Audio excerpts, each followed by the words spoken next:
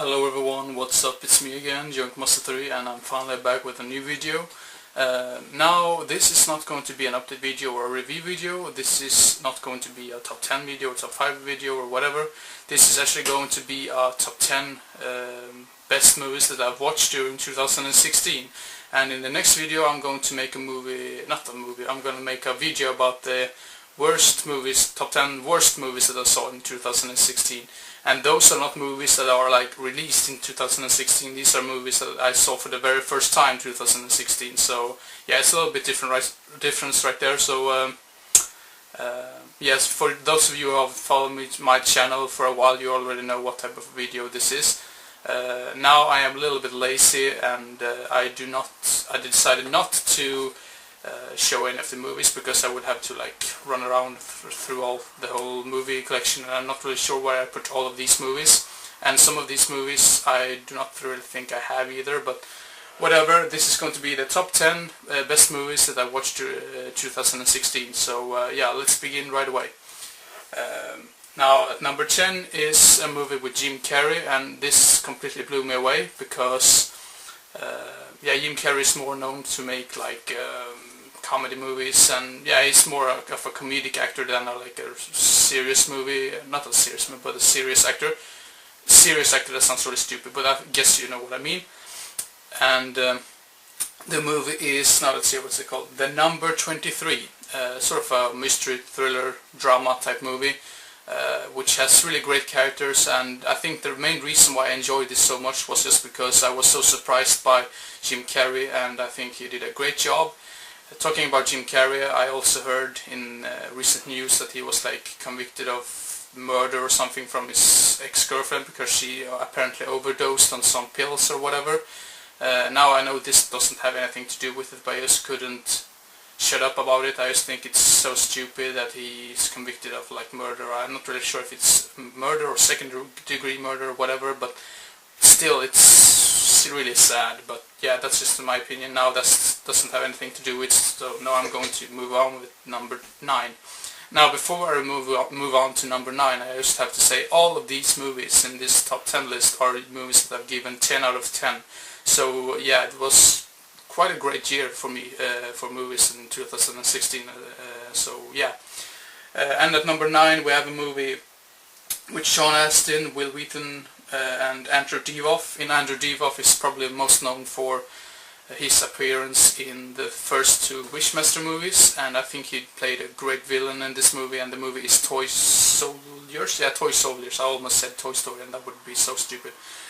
Toy Soldiers, about I think was some sort of school, and they are getting attacked by terrorists, and they have to stay alive and make all kind of really dangerous decisions to survive, and yeah, really tense and great and atmospheric movie, and you really feel for all of the characters because you get to know them in a very good way.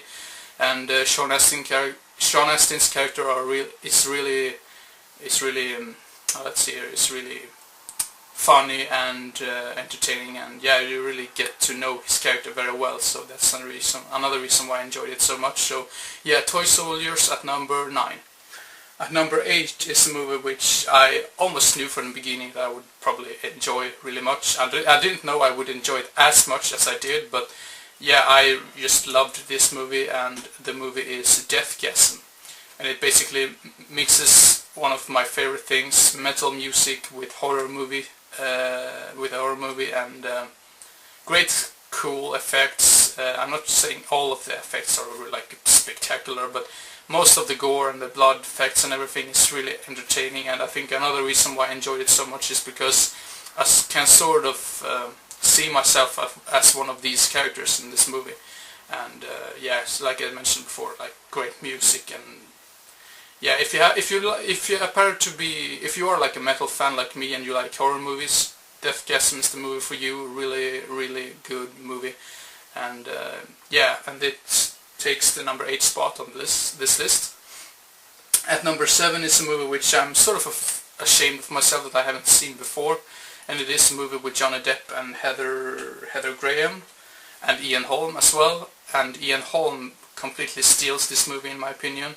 and the movie is From Hell, which was released in 2001. It's about Jack the Ripper, and it's really dark and gritty and gloomy. I really loved the whole atmosphere in that movie, and another reason why I enjoyed it so much is because Jack the Ripper has always been a case which is very controversial, because everyone has so many theories about it, since he was never caught, or she was never caught, because there's still some people who think that it is a female who committed these crimes. But yeah, you can say what you want about that, but yeah, the movie itself was really great, and I think the movie industry really lacks that type of movies today, that they have not really done that many really dark and gloomy movies which they did before, and maybe I've seen the wrong movies, but yeah, that's just my opinion. So yeah, From Hell at number 7.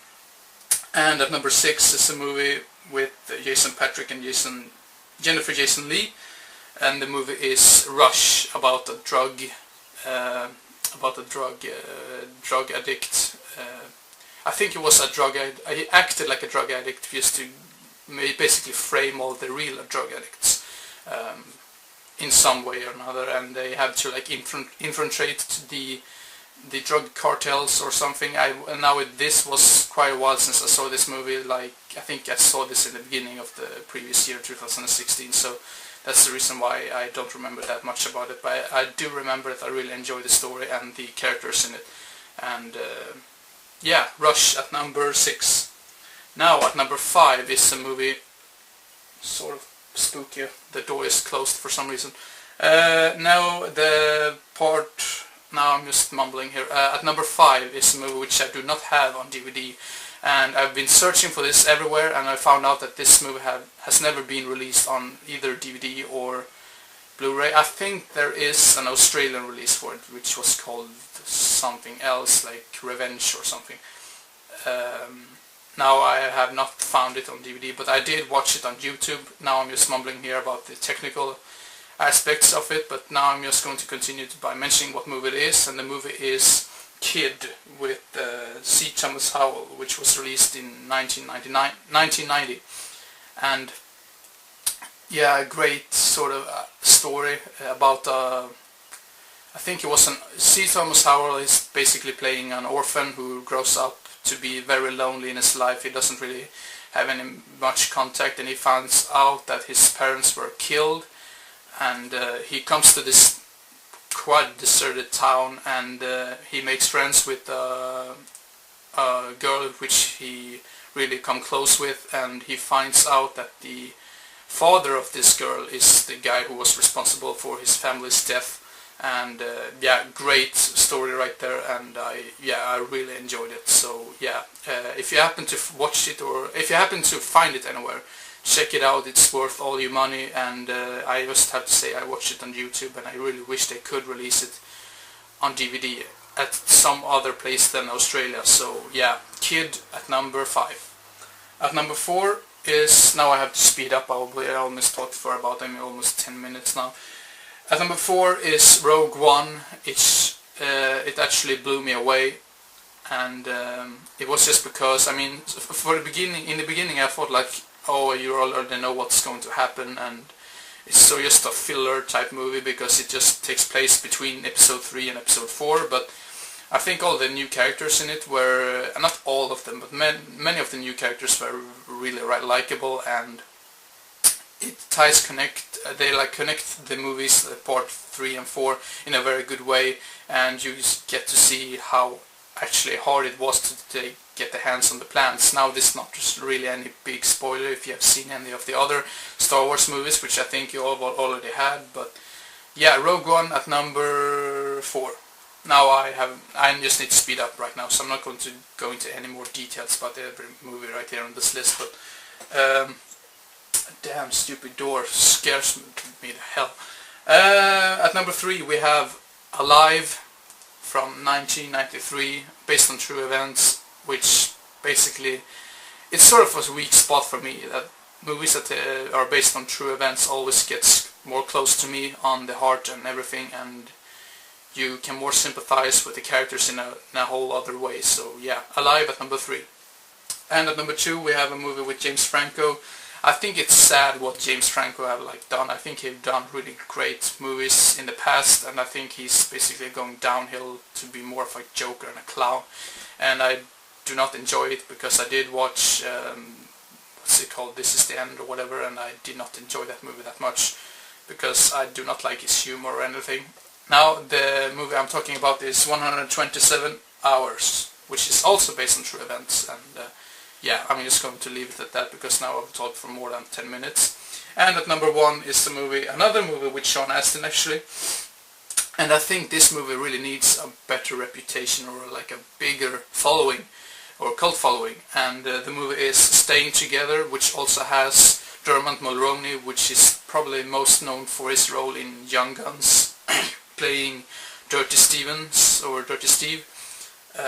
Now I'm just going to leave it at that, and yeah, the next video is going to be the top 10 worst movies that I watched during 2016, and I know I should have done these videos in the beginning of the year, but I just completely forgot about them. So yeah, now I'm just going to leave it at that and end the video. So yeah, hope you enjoyed and didn't get bored, and hope to see you again as soon as possible. So see you next time. Bye bye.